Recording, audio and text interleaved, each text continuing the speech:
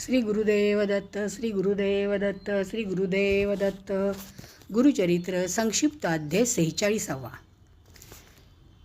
एका दिपवाळीचे सणास परगावच्या शिष्यमंडळींनी महाराजांना आपापले गावी येण्यास एकाच वेळेस वेगवेगळी आमंत्रणे दिली.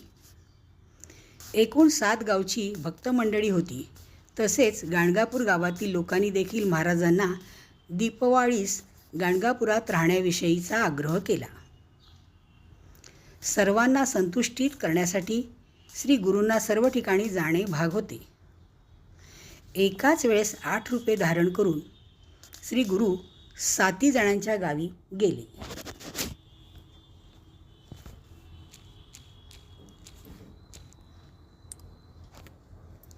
तसेच गाणगापुरास देखील राहिले. 6 शिष्य बोलाविती, एकाहुनी एक प्रीती, 7 जण पाया पडती, यावे आपुले घरासी. 6 शिष्य बोलाविती, एकाहुनी एक प्रीती, 7 जण पाया पडती, यावे आपुले घरासी. गुरुदेव दत्त, गुरुदेव दत्त, गुरुदेव दत्त. अध्याय 46 संपूर्ण.